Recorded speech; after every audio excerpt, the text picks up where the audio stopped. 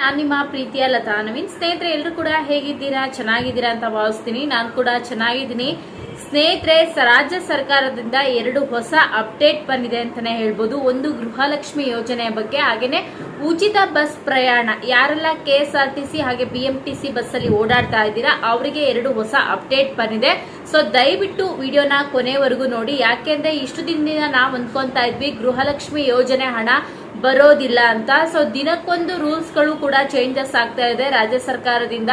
ಇಲ್ಲಿ ಗೃಹಲಕ್ಷ್ಮಿ ಯೋಜನೆ ಹಣ ಬರುತ್ತೋ ಇಲ್ಲೋ ಅನ್ನೋದು ಒಂದ್ ಕಡೆ ಡೌಟ್ ಆದ್ರೆ, ಗೃಹಲಕ್ಷ್ಮಿ ಯೋಜನೆ ಹಣ ಸಾಕಷ್ಟು ಜನರಿಗೆ ಬರಲ್ಲ ಅನ್ನೋದು ಕೂಡ ಒಂದ್ ಕಡೆ ಡೌಟ್. ಇದರಲ್ಲಿ ಯಾವ್ದು ಕ್ಲಾರಿಟಿ ಆಗಿ ಸರ್ಕಾರ ಇನ್ನೂ ಕೂಡ ಗೃಹಲಕ್ಷ್ಮಿ ಯೋಜನೆ ಹಣವನ್ನ ಬಿಡುಗಡೆ ಮಾಡದೇ ಇರೋದಕ್ಕೆ ಜನಗಳಿಗೆ ಸಾಕಷ್ಟು ಆಕ್ರೋಶ ಕೂಡ ವ್ಯಕ್ತಪಡಿಸ್ತಾ ಇದ್ದಾರೆ. ಇದರಿಂದ ಸಾಕಷ್ಟು ಜನ ಬೇಜಾರು ಕೂಡ ಮಾಡ್ಕೊಂಡಿದ್ದಾರೆ ಅಂತಾನೆ ಹೇಳ್ಬೋದು. ಅದರ ಬಗ್ಗೆ ಸೊ ನಿನ್ನೆ ನಡೆದಿರುವಂತಹ ಒಂದು ಸಭೆಯಲ್ಲಿ ಸಾಕಷ್ಟು ಸ್ಪಷ್ಟೀಕರಣವನ್ನ ಮುಖ್ಯಮಂತ್ರಿಗಳಾಗಿರುವಂತಹ ಸಿದ್ದರಾಮಯ್ಯ ಸರ್ ಆಗಲಿ ಅಥವಾ ಮಹಿಳಾ ಮತ್ತು ಮಕ್ಕಳ ಕಲ್ಯಾಣ ಆಗಿರುವಂತಹ ಸಚಿವರಾಗಿರುವಂತಹ ಲಕ್ಷ್ಮೀ ಹೆಬ್ಬಾಳ್ಕರ್ ಮೇಡಮ್ ಅವರು ಒಂದು ಕ್ಲಾರಿಟಿಯನ್ನ ಕೊಟ್ಟಿದ್ದಾರೆ. ಈ ಕ್ಲಾರಿಟಿಯನ್ನ ನಾನು ವಿಡಿಯೋದಲ್ಲಿ ನಿಮ್ಗೆ ಕ್ಲಿಪ್ಪಿಂಗ್ ಅನ್ನು ಕೂಡ ಆಡ್ ಮಾಡ್ತೀನಿ. ಜೊತೆಗೆ ಸೊ ಒಂದು ಪೋಸ್ಟ್ ಅನ್ನ ಮಾಡಿರೋದನ್ನು ಕೂಡ ನಿಮ್ ಜೊತೆ ಶೇರ್ ಮಾಡ್ಕೊಂತೀನಿ. ದಯವಿಟ್ಟು ವಿಡಿಯೋನ ಕೊನೆವರೆಗೂ ನೋಡಿ.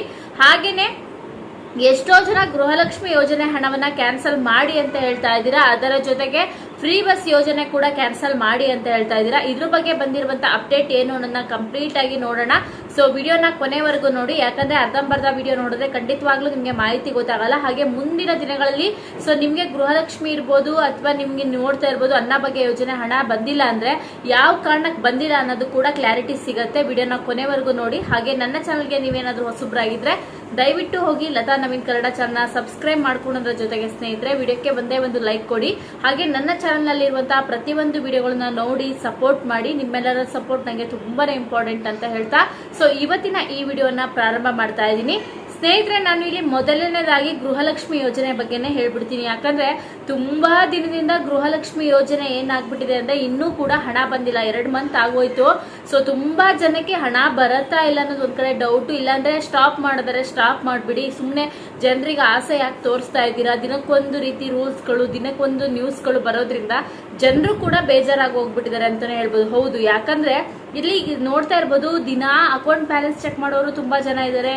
Phone pay, Google Pay check ಮಾಡ್ತಾರೆ. ಕೆಲವರು ಬ್ಯಾಂಕಿಗೆ ಹೋಗಿ ಚೆಕ್ ಮಾಡ್ತಾರೆ. ಅಥವಾ ಸೊ ನೀವು ನೋಡ್ತಾ ಇರ್ಬೋದು ಹಣ ಬಂತಾ, ಇವತ್ತೇನಾದ್ರು ಬಂದಿದ್ಯಾ ಅಂತ ಚೆಕ್ ಮಾಡ್ತಾ ಇದ್ದಾರೆ. ಅದರಲ್ಲಿ ಜನರಿಗೆ ಒಂದಿಷ್ಟು ಕೋಪ ಏನಂತ ಅಂದ್ರೆ, ನಾವು ವೋಟ್ ಮಾತ್ರ ನಿಮ್ಗೆ ಹಾಕಿದೀವಿ, ವೋಟನ್ನ ಇಸ್ಕೊಂಡ್ಬೇಕಾದ್ರೆ ನೀವು ಹೊಸ ರೂಲ್ಸ್ ಗಳನ್ನ ಮಾಡಿಲ್ಲ. ವೋಟನ್ನೆಲ್ಲ ತಗೊಂಡ್ಮೇಲೆ ಈಗ ಹೊಸ ರೂಲ್ಸ್ಗೂ ಹಾಗೆ ರೇಷನ್ ಕಾರ್ಡ್ಗಳನ್ನ ಕ್ಯಾನ್ಸಲ್ ಮಾಡುವಂತದ್ದು, ಈ ರೀತಿಯ ಹೊಸ ಹೊಸ ನಿಯಮಗಳನ್ನ ಜಾರಿಗೆ ತರ್ತಾ ಇದ್ದೀರಿ. ಇದು ಎಷ್ಟರ ಮಟ್ಟಿಗೆ ಸರಿ ಅನ್ನೋದು ಕೂಡ ಜನರ ಒಂದು ಕೋಪಕ್ಕೆ ದಾರಿಯಾಗಿದೆ ಅಂತಾನೆ ಹೇಳ್ಬೋದು. ಮೊದಲನೇದಾಗಿ ಹೇಳ್ಬೇಕು ಅಂದ್ರೆ ಗೃಹಲಕ್ಷ್ಮಿ ಯೋಜನೆ ಹಣವು ಇನ್ನು 4 ದಿನಗಳಲ್ಲಿ ನಿಮ್ಮ ಖಾತೆಗೆ ಜಮಾ ಆಗ್ತಾ ಇದೆ ಸ್ನೇಹಿತರೆ. ಈಗಾಗಲೇ ಸೊ SC/ST ಮಹಿಳೆಯರ ಖಾತೆಗೆ ಗೃಹಲಕ್ಷ್ಮಿ ಯೋಜನೆ 11ನೇ ಕಂತಿನ ಹಣ ಜಮಾ ಆಗಿದೆ. ಸೊ ಇನ್ನು ಉಳಿದಿರುವಂತಹ ವರ್ಗದ ಮಹಿಳೆಯರಿಗೆ ಇದೇ ತಿಂಗಳು 4ನೇ ತಾರೀಕು ಅಂದ್ರೆ ನೀವು ನೋಡ್ತಾ ಇರ್ಬೋದು 4 ದಿನ ಬಿಟ್ಟು ಇವತ್ತು ನೋಡ್ಬೋದು ನೀವು. ಸೊ ಇನ್ನು 4 ದಿನದಲ್ಲಿ ನಿಮ್ಮ ಖಾತೆಗೆ ಅಂದ್ರೆ 15ನೇ ತಾರೀಕಿಗೆ ಗೃಹಲಕ್ಷ್ಮಿ ಯೋಜನೆ ಎಲ್ಲಾ ಮಹಿಳೆಯರ ಖಾತೆಗೆ ನಿಮ್ಗೆ 2,000 ಹಣ ಜಮಾ ಆಗುತ್ತೆ. ಹಾಗೆ 16ನೇ ತಾರೀಕಿಂದ ಸೊ ಈ ತಿಂಗಳು ಜುಲೈ ತಿಂಗಳು ಮುಗಿಯೋದ್ರೊಳಗಡೆ ಮತ್ತೆ 2,000 ಜಮಾ ಆಗುತ್ತೆ. ಟೋಟಲ್ ಆಗಿ ಈ ತಿಂಗಳಲ್ಲಿ ನಿಮ್ಗೆ 4,000 ಹಣ ಜಮಾ ಆಗುತ್ತೆ ಅಂತ ಇದನ್ನ ನಿನ್ನೆ ನಡೆದಿರುವಂತಹ ಸಭೆಯಲ್ಲಿ ಸಂಕ್ಷಿಪ್ತವಾಗಿ ತಿಳಿಸ್ಕೊಟ್ಟಿದ್ದಾರೆ. ಯಾಕಂದ್ರೆ ಜನರು ಕೂಡ ಬೇಜಾರಾಗಿದ್ದಾರೆ. ಅದರಲ್ಲೂ ಕೂಡ ವಿರೋಧ ಪಕ್ಷ ನಾಯಕರು ಕೂಡ ಸಾಕಷ್ಟು ಟೀಕೆಗಳನ್ನ ಮಾಡ್ಕೊಂತ ಇದ್ದಾರೆ. ಹಾಗೇನೆ ಇಲ್ಲಿ ಗೃಹಲಕ್ಷ್ಮಿ ಯೋಜನೆ ಹಣಕ್ಕೆ ನೀವು ನೋಡ್ತಾ ಇರ್ಬೋದು SC/STಗೆ ಯೋಜನೆಗಂತ ಮೀಸಲಿಟ್ಟಿರುವಂತಹ ಹಣವನ್ನ ಸರ್ಕಾರ ಉಪಯೋಗಿಸ್ಕೊಂಡು ದುರುಪಯೋಗ ಪಡಿಸ್ಕೊಂತ ಇದೆ. ಅಂದ್ರೆ ದುರುಪಯೋಗ ಅಂತ ಏನಿಲ್ಲ, ದುರುಪಯೋಗ ಅಂತ ಹೇಳಕ್ ಹೋಗೋದ್ರೆ ನೀವು ನೋಡ್ತಾ ಇರ್ಬೋದು ಅನ್ನ ಬಗ್ಗೆ ಯೋಜನೆ ಹಣವನ್ನ ಕೊಡೋದು, ಗೃಹಲಕ್ಷ್ಮಿ ಯೋಜನೆಗೆ ಹಣವನ್ನ ಕೊಡ್ತಾ ಇದೆ. ಅಂದ್ರೆ ಸೊ ಯೋಜನೆಗಳಿಗಾಗಿ ಮೀಸಲಿಟ್ಟಿರುವ ಹಣವನ್ನ ಉಪಯೋಗಿಸ್ಕೊಂಡು ಈ ರೀತಿ ಹಣವನ್ನ ಖರ್ಚು ಮಾಡ್ತಾ ಇದೆ ಸರ್ಕಾರ. ಇದರ ನೆಸೆಸಿಟಿ ಏನಿದೆ, ರಾಜ್ಯ ಸರ್ಕಾರ ತುಂಬಾನೇ ಸಾಲದಲ್ಲಿ ಮುಳುಗಡೆ ಆಗ್ತಾ ಇದೆ. ಜೊತೆಗೆ ಇದರಿಂದ ಆ ಹಣವನ್ನ ನಮ್ಮ ಮೇಲೆ ಹೊರಿಸ್ತಾರೆ. ಅಂದ್ರೆ ತರಕಾರಿಗಳ ಬೆಲೆ ಇರ್ಬೋದು, ಬೆಳೆಗಳ ಬೆಲೆ ಇರ್ಬೋದು ಜಾಸ್ತಿ ಮಟ್ಟಿಗೆ ಮಾಡಿ ನಮಗೆ ಅದರ ಬೆಲೆಯನ್ನ ಹೆಚ್ಚಳಿಕೆ ಮಾಡ್ತಾರೆ. ಅದರ ಬದಲು ಗೃಹಲಕ್ಷ್ಮಿ ಯೋಜನೆ ಹಣವನ್ನ ಸ್ಟಾಪ್ ಮಾಡಿ ಅಂತ ಜನರು ಕೂಡ ಆಕ್ರೋಶವನ್ನ ಪಡಿಸ್ತಾ ಇದ್ದಾರೆ. ಹಾಗೆ ಬೇರೆ ಬೇರೆ ನೀವು ನೋಡ್ತಾ ಇರ್ಬೋದು ಪಕ್ಷದವರು ಕೂಡ ಆಕ್ರೋಶವನ್ನು ವ್ಯಕ್ತಪಡಿಸ್ತಾ ಇದ್ದಾರೆ. ಯಾಕೆ ಬೇರೆ ಯೋಜನೆಗಳಿಂದ ಇಟ್ಟಿರುವಂತಹ ಹಣವನ್ನ ಯಾಕೆ ಈ ಕಾಂಗ್ರೆಸ್ ಸರ್ಕಾರ ಹಣವನ್ನ ತೆಗೆದುಕೊಂಡು ಈ ಗೃಹಲಕ್ಷ್ಮಿ ಯೋಜನೆ ಕೊಡಬೇಕು, ಅದ್ರ ಬದಲು ಯೋಜನೆ ಹಣವನ್ನೇ ಕೊಡೋದು ಬೇಡ ಅನ್ನೋದು ಒಂದು ಬೇರೆ ಪಕ್ಷದವರ ವಿರೋಧ ಅಂತಾನೆ ಹೇಳ್ಬೋದು. ಯಾಕಂದ್ರೆ ಮುಂದಿನ ದಿನಗಳಲ್ಲಿ ಅದರ ಬೆಲೆಯನ್ನು ನಮ್ಮ ಮೇಲೆ ಹೊರಿಸ್ತಾರೆ ಅನ್ನೋದು ಒಂದು ಎಲ್ಲರಿಗೂ ಒಂದು ಬೇಜಾರಿನ ಸಂಗತಿ ಅನ್ನೋದು ಮೊದಲನೇದಾಗಿ ಸ್ನೇಹಿತರೆ. ಆದ್ರೆ ಸರ್ಕಾರ ಏನ್ ಹೇಳ್ತಿದೆ, ನಾವು ಯಾವುದೇ ಗ್ಯಾರಂಟಿಗಳನ್ನ ಕ್ಯಾನ್ಸಲ್ ಮಾಡಲ್ಲ, ಇದೇ ತಿಂಗಳಲ್ಲಿ 2,000 ಹಣವನ್ನ ನಿಮ್ಮ ಕಂತಿನ ಹಣವನ್ನ ಒಟ್ಟಿಗೆ 4,000 ಹಣವನ್ನ ನಿಮ್ಮ ಖಾತೆಗೆ ಹಾಕ್ತೀವಿ ಅಂತ ಹೇಳಿದರೆ. ಅದ್ರ ಜೊತೆಗೆ ಸ್ನೇಹಿತರೆ ಇಲ್ಲಿ ನೀವು ನೋಡ್ಬೋದು ಯಾಕೆ 2 ತಿಂಗಳು ಡಿಲೇ ಆಗಿದೆ ಅಂತ ಹೇಳಕ್ಕೆ ಒಂದು ಕಾರಣವನ್ನ ಕೊಟ್ಟಿದ್ದಾರೆ. ಇಷ್ಟು ದಿನ ನೀವು ನೋಡ್ತಾ ಇರ್ಬೋದು, ಎಲೆಕ್ಷನ್ ಬಂದ ನಂತರ ನೀತಿ ಸಮಿತಿ ಜಾರಿ ಇತ್ತು. ನೀತಿ ಸಮಿತಿಯಲ್ಲಿ ಜಾರಿ ಇರೋದ್ರಿಂದ ನಮಗೆ ಗೃಹಲಕ್ಷ್ಮಿ ಯೋಜನೆಯನ್ನ ಕಳಿಸ್ಲಿಕ್ಕೆ ಆಗ್ಲಿಲ್ಲ. ಸೊ ತದನಂತರ ನಾವೇನ್ ಮಾಡ್ತಾ ಇದೀವಿ, ದಾಖಲಾತಿಗಳನ್ನ ಪರಿಶೀಲನೆಯನ್ನ ಮಾಡಕ್ ಸ್ಟಾರ್ಟ್ ಮಾಡಿದೀವಿ. ಎಷ್ಟೋ ಜನ ಗೃಹಲಕ್ಷ್ಮಿಗೆ ಫೇಕ್ ಆಧಾರ್ ಕಾರ್ಡ್ ಇರ್ಬೋದು, ರೇಷನ್ ಕಾರ್ಡ್ ಇರ್ಬೋದು, ಅಥವಾ ಫೇಕ್ ಅರ್ಜಿಗಳನ್ನ ಹಾಕಿ ಗೃಹಲಕ್ಷ್ಮಿ ಯೋಜನೆ ಹಣವನ್ನ ಪಡ್ಕೊಂತಾ ಇದ್ದಾರೆ. ಆ ಒಂದು ಕಾರಣಕ್ಕೋಸ್ಕರ ಹಾಗೆ ನಕಲಿ ರೇಷನ್ ಕಾರ್ಡ್ಗಳನ್ನ ಯಾರ್ಯಾರು ಮಾಡಿಸ್ಕೊಂಡಿದ್ದಾರೆ, ಹಾಗೆ ಒಂದೇ ಕುಟುಂಬದಲ್ಲಿ 2-3 ರೇಷನ್ ಕಾರ್ಡ್ಗಳನ್ನ ಮಾಡಿಸ್ಕೊಂಡವರಿಗೆ ಎಲ್ಲರಿಗೂ ಕೂಡ ಸೊ ಗೃಹಲಕ್ಷ್ಮಿ ಯೋಜನೆ ಹಣವನ್ನ ಕ್ಯಾನ್ಸಲ್ ಮಾಡ್ಲಿಕ್ಕೆ ಹೊಸ ನಿರ್ಧಾರವನ್ನ ಮಾಡಿದೀವಿ ಅನ್ನೋದು ಒಂದು ಸರ್ಕಾರದ ತೀರ್ಮಾನ. ಎಷ್ಟೋ ಜನನ BPL ರೇಷನ್ ಕಾರ್ಡ್ ಕೂಡ ಕ್ಯಾನ್ಸಲ್ ಆಗ್ತಿದೆ ಸ್ನೇಹಿತರೆ. ಈಗ ನೀವು ನೋಡ್ಬೋದು, ಸೊ ಈಗ ರೇಷನ್ ಕಾರ್ಡಿಗೆ ಹೊಸ ರೇಷನ್ ಕಾರ್ಡ್ಗೆ ಅಪ್ಲೈ ಮಾಡಕ್ಕೆ ಡೇಟ್ ಅನ್ನ ಬಿಟ್ಬಿಟ್ಟಿದ್ದಾರೆ. ಸೊ ನೀವು ನೋಡಿ, ನಿಮಗೆ ಟಿವಿ ನೋಡಿದ್ರೆ ಗೊತ್ತಾಗುತ್ತೆ. ಬ್ಯಾಂಗ್ಳೂರ್ನಲ್ಲಿ ಕರ್ನಾಟಕವನ್ನಲ್ಲಿ ಹೋಗಿ ಅರ್ಜಿಯನ್ನ ಹಾಕಕ್ ಹೋದ್ರೆ ಬೆಂಗಳೂರಿನಲ್ಲಿ ಸೊ ರೇಷನ್ ಕಾರ್ಡ್ಗೆ ತಗೊಂತಾ ಇಲ್ಲ ಅಂದ್ರೆ ಅಪ್ಲಿಕೇಶನ್ ಓಪನ್ ಆಗ್ತಿದೆ ಆಹಾರ.com, ಆದ್ರೆ ಅರ್ಜಿಯನ್ನ ಹಾಕ್ಲಿಕ್ಕೆ ಆಗ್ತಾ ಇಲ್ಲ. ಈ ತರ ಸಮಸ್ಯೆಗಳು ಕೂಡ ತುಂಬಾನೇ ಆಗ್ಬಿಟ್ಟಿದೆ. ಯಾಕಂದ್ರೆ ಎಷ್ಟೋ ಜನ ರೇಷನ್ ಕಾರ್ಡ್ ಇಲ್ದೇವ್ರು ಇದಾರೆ. ಈ ರೇಷನ್ ಕಾರ್ಡ್ ಇಲ್ದೇ ಇರೋರೆಲ್ಲ ರೇಷನ್ ಕಾರ್ಡ್ ನ ಪಡ್ಕೊಬಿಟ್ರೆ ಮತ್ತೆ ಗೃಹಲಕ್ಷ್ಮಿ ಯೋಜನೆಗೆ ಅರ್ಜಿ ಹಾಕೋರ ಸಂಖ್ಯೆ ಕೂಡ ಜಾಸ್ತಿ ಆಗುತ್ತೆ ಅನ್ನೋದು ಒಂದು ಕಾರಣಕ್ಕೋಸ್ಕರ ಇನ್ನೂ ಕೂಡ ರೇಷನ್ ಕಾರ್ಡ್ಗೆ ಅರ್ಜಿಯನ್ನ ಹಾಕಕ್ ಬಿಟ್ಟಿದ್ರು ಕೂಡ ಅಪ್ಲೈ ಮಾಡಕ್ ಆಗ್ತಾ ಇಲ್ಲ ಅನ್ನೋದು ಒಂದು ದೊಡ್ಡ ಕಾರಣ ಆಗಿದೆ. ಸೊ ಇದರಿಂದ ಕೂಡ ಜನರು ಬೇಸರವನ್ನ ವ್ಯಕ್ತಪಡಿಸ್ತಾ ಇದ್ದಾರೆ. ಇದು ಎಷ್ಟರ ಮಟ್ಟಿಗೆ ಸರಿ ಅನ್ನೋದು ನೀವೇ ಹೇಳ್ಬೇಕು ಸ್ನೇಹಿತರೆ. ಈಗ ನೋಡ್ಬೋದು, ಗೃಹಲಕ್ಷ್ಮಿ ಯೋಜನೆ ತುಂಬಾ ಜನ ಬಂದಿದೆ ಅಂತ ಹೇಳ್ತಾರೆ, ಕೆಲವೊಂದಿಷ್ಟು ಜನ ಇನ್ನೂ ಕೂಡ ಬಂದಿಲ್ಲ ಅನ್ನೋದು ಹೌದು.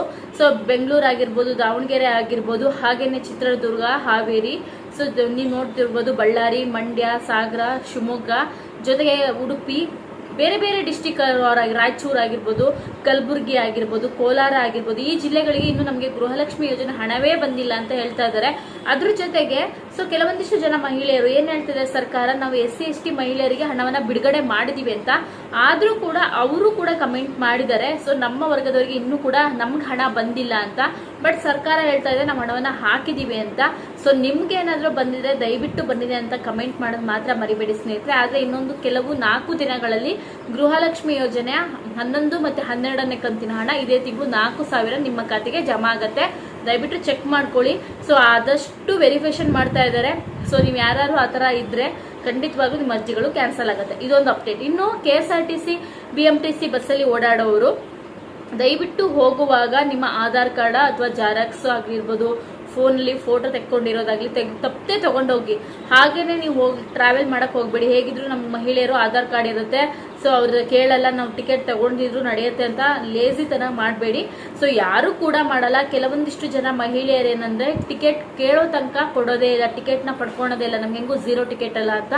ಆ ರೀತಿ ಕೆಲಸವನ್ನ ಮಾಡಬೇಡಿ ಸ್ನೇಹಿತರೆ. ಯಾರು ನಿಮ್ಗೆ ಸೊ ನೀವು ದೂರ ಪ್ರಯಾಣ ಮಾಡ್ತಾ ಇದ್ದೀರಂದ್ರೆ ಟಿಕೆಟ್ ನ 0 ಟಿಕೆಟ್ ಆದ್ರೂ ನೀವು ಪಡ್ಕೊಳೋದನ್ನ ಮರಿಬೇಡಿ. 0 ಟಿಕೆಟ್ ಆಗಿದ್ರು ತೆಗೆದುಕೊಳ್ಳಿ. ಜೊತೆಗೆ ಇನ್ನೊಂದು ಏನಂತ ಅಂದ್ರೆ ಸ್ನೇಹಿತರೆ, ನಿಮ್ಗೆ ಪಡ್ಕೊಂತಿರಲ್ವ, ನೀವು ಟಿಕೆಟ್ ಏನಾದ್ರು ತಗೊಂಡಿಲ್ಲ ಅಂದ್ರೆ ಸೊ ನಿಮ್ಗೆ ಫೈನ್ ಕೂಡ ಬೀಳುತ್ತೆ ಸರ್ಕಾರದ ಕಡೆಯಿಂದ. ಹಾಗೇನೆ KSRTC ಬಸ್ಸಲ್ಲಿ ಓಡಾಡೋರು ಏನಂತಂದ್ರೆ ಮಹಿಳೆಯರಾಗಿರ್ಬೋದು ಅಥವಾ ಪುರುಷರಾಗಿರ್ಬೋದು ಜೋರಾಗಿ ಸಾಂಗ್ಗಳನ್ನ ಹಾಕೊಳ್ಳುವಂಥದ್ದು ಅಥವಾ ವಿಡಿಯೋಗಳನ್ನ ನೋಡುವಾಗ ಲೌಡ್ ಸ್ಪೀಕರ್ ಇಟ್ಕೊಂಡು ನೋಡುವಂಥದ್ದು ಅಥವಾ ಜೋರಾಗಿ ಸಾಂಗ್ಗಳನ್ನ ಹಾಕೊಂಡಿದ್ರೆ ಅದು ಕೂಡ ಕಂಡಕ್ಟರ್ಗೆ ಕ್ರಮ ಕೈಗೊಳ್ಳಿಕ್ಕೆ ರೂಲ್ಸ್ ಅನ್ನ ಜಾರಿ ಮಾಡಿದ್ದಾರೆ. ಯಾರು ಕೂಡ ಆ ರೀತಿ ಕೆಲಸವನ್ನ ಮಾಡಬೇಡಿ. ಅಥವಾ ನಿಮ್ಮ ಅಕ್ಕಪಕ್ಕದಲ್ಲಿ ಯಾರು ಮೊಬೈಲ್ ಅಲ್ಲಿ ಜೋರಾಗಿ ಸಾಂಗ್ ಕೇಳ್ತಾ ಹೋಗುವಂಥದ್ದು ಅಥವಾ ಫಿಲಂ ನೋಡ್ತಾ ಹೋಗುವಂಥದ್ದು ದೂರ ಪ್ರಯಾಣ ಅಂತ ಆ ತರ ಇದ್ರೆ ಅವ್ರಿಗೂ ಕೂಡ ಈ ತರ ಯೂಸ್ ಮಾಡಂಗಿಲ್ಲ, ಇಯರ್ಫೋನ್ ಯೂಸ್ ಮಾಡಬೇಕು. ಇಲ್ಲ ಅಂದ್ರೆ ಅದು ಕೂಡ ಗವರ್ಮೆಂಟ್ ಇಂದ ಆರ್ಡರ್ ಮಾಡಿದ್ದಾರೆ. ಹಾಗೆ ಕಂಡಕ್ಟರ್ಗೆ ಕ್ರಮ ಕೈಗೊಳ್ಳಿಕ್ಕೂ ಕೂಡ ಹೇಳಿದ್ದಾರೆ. ಕ್ರಮ ಅಂದ್ರೆ ಹೊಡೆಯೋದು ಬಡಿಯೋದು ಅಲ್ಲ.